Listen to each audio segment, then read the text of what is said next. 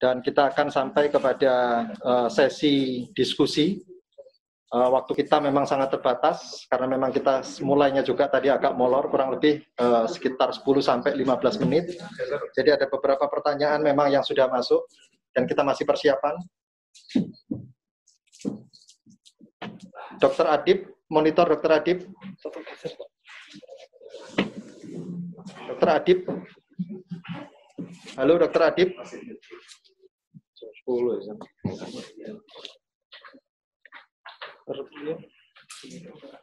Nanti akan saya sebutkan pertanyaan yang sudah masuk dan bisa live, nanti akan saya sebutkan namanya. Bisa live untuk menyampaikan pertanyaan, satu orang hanya satu pertanyaan dan ditujukan untuk satu pembicara karena peserta kita juga yang bertanya luar biasa banyak. Jadi akan saya batasi satu orang penanya hanya satu pertanyaan kepada satu pemateri supaya yang lain juga punya kesempatan. Ya. Saya cek dulu, Dr. Adib monitor. Ya, monitor Dr. Saifi. Oke, ya. Dr. Priyo dari Bangkok. Halo Dr. Priyo. Siap, siap Dok. Sekarang saya mulai. Saya persilakan kepada Ludang Pradipta, Dr. Ludang Pradipta dari FKUGM. Dr. Ludang Pradipta. Mohon peserta yang lain bisa mute juga kalau misalnya tidak kita mute dari sini, tapi kita berikan kesempatan ke Dr. Ludang Pradipta. Dari FKUGM saya persilahkan satu pertanyaan kepada satu pemateri. Silakan. Assalamualaikum, selamat pagi semuanya. Para sejawat yang ada di Surabaya, terima kasih pada semua presentan dan panitia. Singkat pertanyaan saya, sebenarnya saya ingin bertanya kepada Dr. Agung dan Dr. Priyo, namun nanti bisa dijawab oleh dua-duanya. Yang pertama untuk pemeriksaan SARS-CoV-2 ini, pendekatan molekuler yang saat ini masih dijadikan pedoman untuk ke arah pemeriksaan molekuler sederhana seperti LAM atau Loop Mediated Isothermal Amplification itu kira-kira peluangnya sejauh mana? Karena itu paling sederhana dan mungkin Dr. Agung bisa sebutkan gen-gen mana yang paling conserve dan itu yang paling muncul, paling tepat untuk early detection dan keberadaannya juga jumlahnya banyak itu. Kemudian yang kedua untuk Dr. Agung ini sebenarnya antara mutasi dan variasi genetik ini lebih ke apa sebenarnya? Artinya konsekuensi klinis dan laboratorisnya sejauh mana? Ataukah hanya pendekatan epidemiologi molekuler, tidak melihat klinisnya, atau memang sebenarnya secara laboratoris dan klinis itu mempunyai andil? Mungkin itu saja. Terima kasih. Matur nuwun, moderator. Oke, saya persilakan langsung kepada pemateri. Saya persilakan. Langsung. Ya, langsung. Terima kasih, jawabannya Dr. Ludang Pradipta Rizky. Saya menjawab yang mutasi dan variasi genetik ya. Saat ini molekuler epidemiologi ini banyak digunakan ya untuk mentris beberapa komposisi genom dari mikroba, terutama di bidang kita. Saya dengan Dr. Ludang ini sama-sama SPMK-nya. Untuk mutasi, kita tentunya punya satu standar, yaitu sebagai, misalnya kita lihat pada full genome. Biasanya tadi yang dilakukan oleh Forster, itu kan hanya mengamati satu variasi, satu asam amino, ya, sehingga dia melihat perubahan satu asam amino, kemudian dijadikan 3 strain. Tapi yang dilakukan oleh Nextstrain yang sempat kita diskusikan sebelumnya, mereka melihat dari full genome, sehingga variasi tidak hanya kita dapatkan dari satu sekuen, misalnya pada open reading frame 1A, kemudian 1B atau bagian yang RDP itu, ya. Tapi pada bagian-bagian tertentu bisa kita lihat yang dilacak oleh Nextrin itu ada yang mengalami 1 kali perubahan asam amino. Tapi setelah kita lihat yang dari Wuhan, dengan kontrol yang Wuhan pertama kali, itu ternyata ada perubahan 1, 2, terus kemudian yang mengalami 2 kali mengalami perubahan untuk ketiga sampai ke 8, dan terakhir kalau tidak salah sampai 16 kali. Nah, kalau seandainya kita lihat dari ujung 16 kali perubahan asam amino sampai pada banyak squen tentunya, tidak cuma 1 squen, maka kalau kita bandingkan dengan yang aslinya dari Wuhan, maka ini tentunya berbeda secara genomik. Mungkin itu yang dilakukan oleh teman-teman. Tapi yang dilakukan Forster itu hanya mengamati satu perubahan alel saja, tidak melihat pada squen-squen yang lain. Ya. Tapi sebenarnya kalau kita mengamati apakah ini variasi genetik, kalau variasi genetik mungkin kita bisa mengamati pada perubahan asam amino tadi. Tapi kalau mutasi, kita harus membandingkan dengan mungkin adalah sekuen kontrol yang dilakukan seperti phylogenetic tree itu ya. Jadi kita lihat bagaimananya. Kalau yang Nextrin lakukan adalah full genome, sehingga pada saat kita lihat mereka akan melakukan perbandingan pada banyak sekuen. Jadi antara sekuen ini mungkin di Eropa dengan di Amerika itu perubahan asam aminonya berbeda, Dr. Ludang. Sehingga kalau seandainya ini dinyatakan sebagai variasi genetik bisa jadi, tapi kalau mutasi mungkin kita katakan mutasi karena sekuen yang menjadi patokan kita adalah yang dari Wuhan. Ya. Jadi intinya kalau mutasi ini adalah non-sense, maksudnya tidak memberikan efek apa-apa, mungkin klinis pasien tetap, kemudian virulensi virusnya juga tetap, mungkin, ya. Tapi bisa jadi mutasi yang menguntungkan, kalau seandainya virulensinya malah menurun. Itu harapan kita. Tapi sampai saat ini kita tidak pernah menghubungkan ini virulensi dengan genomnya, sahabat saya. Karena orang-orang sibuk dengan untuk melakukan manajemen klinis karena penyakitnya berat. Mungkin next time, untuk data Indonesia sendiri kita tidak punya data sama sekali. Mungkin itu yang tentunya nanti bisa kita buat bersama. Ya. Terima kasih, Dr. Agung. Penanya yang kedua, kita pilih Catherine Gowari. Dr. Catherine Gowari. Mungkin yang lam itu. Yang Oke. Saya respon yang lam tadi. Baik. Yang lam ini adalah suatu semacam metode yang lama juga yang sudah dikembangkan, tapi untuk yang SARS-CoV-2 ini memang belum ada approval dari WHO untuk melakukan LAM. LAM ini sebenarnya adalah suatu amplifikasi juga, tapi dia tidak berdasarkan siklus suhu. Jadi dia hanya melakukan amplifikasi dengan satu suhu, biasanya sekitar suhu 60, 65 sekitar itu. Kemudian diharapkan termasuk sekarang sudah dikembangkan dengan pemberian fluoresen, jadi untuk mendeteksi lebih awal, jadi semacam real time untuk LAM itu sendiri. Memang ke depan kita perlu suatu metode yang lebih sederhana, tidak menyulitkan dengan mesin PCR yang memerlukan beberapa jenis suhu atau temperatur, tetapi LAM ini juga punya beberapa kelemahan, antara lain misalnya spesifitas. Jadi kita harus memilih primer di mana primernya lebih banyak dan kemungkinan untuk memberikan sinyal juga lebih kuat. Tapi apakah sinyal itu bisa menunjukkan memang dia spesifik atau tidak, ini yang perlu kita uji. Beberapa referensi sudah ada, tapi memang WHO sendiri belum menetapkan LAM sebagai pendamping dari real time PCR. Gitu. Terima kasih, Dr. Rio. Penanya yang kedua, Dr. Catherine Gowari dari UNS. Saya persilahkan Dr. Catherine Gowari. Ya, baik. Selamat pagi, Dok. Pertanyaan saya kepada Dr. Adib. Kita tahu kalau, jadi kan kita, terutama yang garda depan, Dok, yang menjaga bagian bangsal.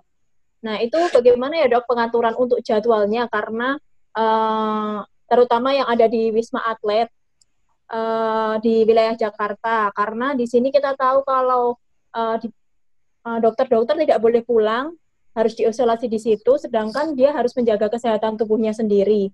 Nah, itu untuk mekanisme yang seharusnya dengan jumlah dokter yang cukup, perawat juga yang cukup, itu sebaiknya bagaimana? Apakah setelah mereka melakukan jadwal jaganya selama di bangsal, selama kurang lebih 10 hari yang tadi dokter bilang, setelah itu diisolasi, atau haruskah dia setelah lakukan jaga bangsal itu, waktu jaga bangsal itu tetap dibuat shift, kemudian jaga misalnya dalam satu periode, 1 hari dia jaga, terus dimasukkan ke ruang isolasi, besoknya lagi jaga kembali, atau bagaimana ya dok? Itu aja sih pertanyaan dari saya, supaya berbagi pengalaman. Silakan Dokter Adib dijawab. Ya, makasih Dokter Catherine. Jadi saya cuman, jadi kita bicara ideal. Pada saat kita bicara ideal, ada sebuah rumah sakit khusus yang memang itu untuk COVID, maka perlu diatur sebuah pengaturan shift jaga. Jadi apa yang kemudian kita buat di Wisma Atlet itu, shift jaganya tetap dia 3 shift. Jadi ada 3 grup. Di 3 grup, ya. Kemudian dia bersiklus tiap 3 shift itu selama bekerja on-nya itu dia 14 hari. Setelah dia bekerja 14 hari, maka dia langsung grounded untuk isolasi. Jadi isolasinya berapa lama? 14 hari juga. Jadi kita hitung mereka bekerja dalam 1 bulan, tapi 14 on, 14 off gitu loh. Tapi dalam 3 siklus. Nah ini kenapa kita buat 3 siklus ya? Anda bayangkan kalau di rumah sakit khusus di Wisma Atlet jelas dia merawat COVID soalnya. Tapi yang jadi masalah kan memang pada saat kemudian bagaimana di tempat rumah sakit rujukan, di mana dokternya kadang-kadang masih pulang, ya kan? Ya ini jadi problem karena memang itu yang potensi yang kemudian mau tidak mau akhirnya dibuat aturan-aturan internal di rumah sakit. Dia harus ganti baju, dia harus mandi di rumah sakit. Pulang dari rumah sakit atau berangkat dari rumah sakit baju yang berbeda sehingga dia pulang ke rumah pun dia sudah dalam kondisi yang bersih dari rumah sakit. Jadi itu pola karena dia tidak di-stay-kan, tidak seperti yang dilakukan di Wisma Atlet. Makanya kenapa saya ingin dorong bahwa harus ada pola bahwa di dalam strategi pelayanan ini harus terpisah rumah sakit yang memang dia khusus COVID sama yang non COVID. Kenapa? Terkait dengan pengaturan jadwal jaga, shift, kemudian pengaturan APD juga. Karena kalau sekarang kita menghitung kebutuhan APD, pasti seluruh Indonesia akan semua butuh APD karena semua harus melayani COVID. Tapi pada saat kemudian kita khusus, cuman masalahnya semua rumah sakit harus bisa melakukan assessment. Ini pertanyaan dari Dr. Pauline juga, bahwa harus ada yang bisa mengevaluasi, mengassessment di tiap pemerintahan daerah, mana yang sebenarnya rumah sakit siap. Paling tidak rumah sakit pemerintah disiapkan COVID. Yang rumah sakit swasta tidak harus semuanya, karena kita harus melihat fasilitas. Karena tidak semua rumah sakit itu tersetting gitu loh. Dengan dia itu ada ruangan tersendiri untuk COVID dan non-COVID. Gitu. Saya kira itu mungkin Dr. Saifi. Oke, terima kasih Dr. Adib. Saya tunjuk lagi Dr. Zulkarnain dari Aceh, Universitas Syah Kuala Aceh. Mohon Dr. Zulkarnain pertanyaan singkat saja, begitu nanti akan dijawab. Silakan Dr. Zulkarnain. Dr. Zulkarnain dari Universitas Syah Kuala. Oke, sambil menunggu Dr. Zulkarnain, pertanyaan saya untuk Dr. Atok. Kalau menurut Dr. Atok, dalam ruang lingkup Surabaya, Jawa Timur atau Indonesia, apa kira-kira yang sudah terjadi saat ini dan intervensi apa yang kira-kira terbaik yang bisa kita lakukan? Kita pending dulu Dr. Zulkarnain ya, nanti dijawab menunggu Dr. Atok. Silakan Dr. Atok. Ya, terima kasih Dr. Saifi. Jadi kalau kita lihat dari Surabaya, berdasarkan data-data yang tadi saya tampilkan, itu ada yang menarik, termasuk misalnya tadi angka positif COVID yang di usia produktif. Nah, itu menunjukkan bahwa saat ini physical distancing itu belum sepenuhnya bisa diterapkan di Surabaya.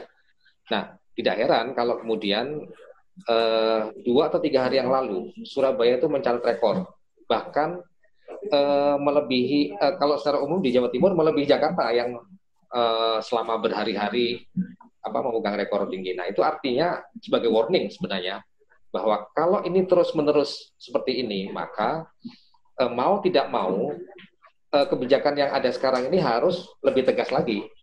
ya, apakah itu dalam bentuk PSBB, ya, atau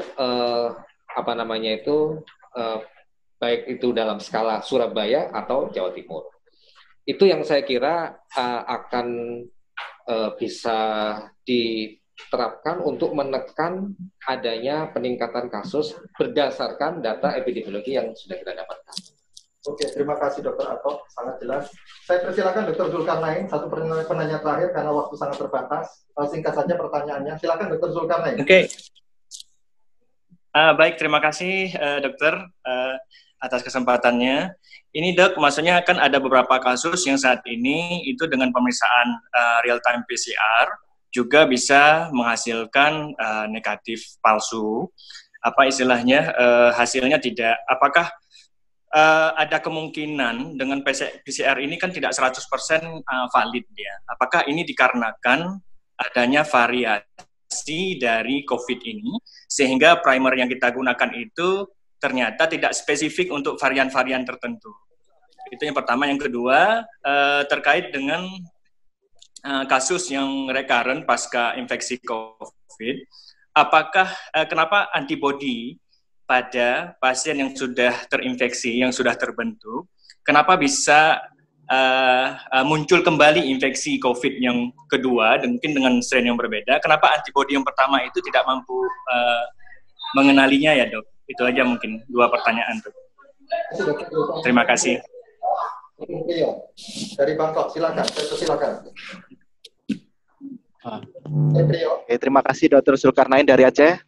Tentu untuk hasil real time PCR ini ada beberapa hal yang perlu kita perhatikan, bukan hanya pada saat pemeriksaan, tapi juga pada saat sebelum dilakukan pemeriksaan ke laboratorium. Yang pertama adalah bagaimana spesimen itu dipilih. Apakah dia misalnya swab nasal, nasofaring, sputum. Kemudian yang kedua, waktu pengambilannya.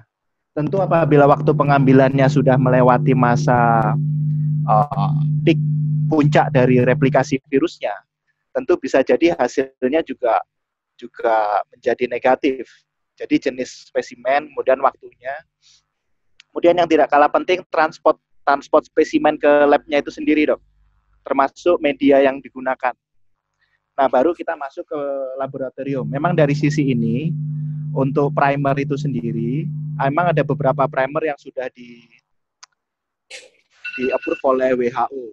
Dan itu yang dianggap sebagai regio yang conserve. Conserve dalam hal ini adalah regio itu susunan DNA itu selalu ada di dalam virus itu. Jadi walaupun dia bermutasi, tapi ada bagian tertentu yang dia conserve. Nah, di sini untuk sementara ini kita menggunakan primer yang memang sudah di-approve oleh WHO dan itu sudah dilakukan uji untuk tingkat conserve dari genomnya itu sendiri. Memang ada kemungkinan virus ini melakukan mutasi pada regio-regio tertentu, tentu tidak bisa terdeteksi dengan primer yang tertuju pada target tersebut. Memang kita perlu hati-hati. Dan yang terakhir untuk interpretasi hasil, tentu juga sangat bergantung pada waktu pengambilan tadi, dok. Apakah dia pada minggu pertama, ataukah minggu kedua, dan sebagainya. Oke, saya rasa mungkin semoga bisa memberikan informasi tambahan. Terima kasih, Dr. Trio. Dr. Agung, mungkin ada tambahan beberapa detik, saya persilahkan. Oh iya. Mau menjawab, silakan Dr. Agung. Iya. Jadi kenapa bisa terjadi recurrent infeksi pada beberapa kasus? Jadi di beberapa jurnal disebutkan ternyata virus ini bisa bertahan walaupun hasil swab negatif, tapi dia bisa bertahan di dalam tubuh sampai 21 hari setelah negatif swab, tapi sebenarnya swabnya apakah negatif beneran atau enggak, tapi ternyata virusnya mampu bertahan di tubuh kita sampai 21 hari setelah dinyatakan negatif. Tapi pada kasus di Wuhan dan beberapa Cina daratan, orang tua bisa menyebabkan virus ini bisa bertahan lebih lama sampai sekitar 49 hari. Jadi mungkin saja bisa terinfeksi ulang. Tapi ada teori yang menyatakan bahwasanya mekanisme ini tidak bisa menjawab pertanyaan itu karena virusnya sama. Sehingga infeksi pertama adalah protektif. Sedangkan infeksi kedua ini yang perlu dipertanyakan ya. Jadi jawabannya kalau kita melihat kalau dia adalah coronavirus, kita belajar dari 2 coronavirus sebelumnya, yaitu SARS-CoV dan MERS-CoV. Itu terjadi proses yang dinamakan antibody dependent enhancement. Jadi antibody yang dihasilkan ya, yang oleh infeksi pertama ini ternyata protektif untuk strain virus pertama, tapi tidak untuk infeksi berikutnya kalau seandainya strainnya berbeda. Strain yang berbeda menghasilkan antibodi lagi yang protektif, tapi antibodi pertama akan membantu proses infeksi oleh virus. Ini terjadi juga pada dengue dan HIV dan seterusnya. Jadi kemungkinan kenapa seseorang bisa terinfeksi ulang itu adalah satu, karena virusnya tetap ada, kemudian ada variasi genetik atau mutasi tadi di bagian spike atau apa sehingga antibodi kita tidak bisa mendeteksi dengan baik. Dan yang ketiga adalah antibody dependent enhancement pada coronavirus ini. Mungkin itu jawaban kami. Oke, terima kasih Dr. Agung. Saya ucapkan terima kasih sebesar-besarnya kepada Dr. Agus Kumaydi, Dr. Agung, Dr. Priyo Budi Purwono, dan Dr. Ato Ilang atas presentasi yang sangat bagus. Dan banyak sekali pertanyaan yang masih belum terjawab. Kita akan coba kompilasi dan mungkin akan kita berikan jawaban-jawabannya begitu kepada semua peserta yang sudah melakukan registrasi baik di Zoom maupun di YouTube begitu ya, supaya kita bisa mendapatkan yang lebih komprehensif. Karena memang keterbatasan waktu, terima kasih untuk sesi yang pertama ini bisa saya akhiri. Saya mohon maaf bila ada kekurangan dan saya kembalikan kepada panitia. Assalamualaikum warahmatullahi wabarakatuh.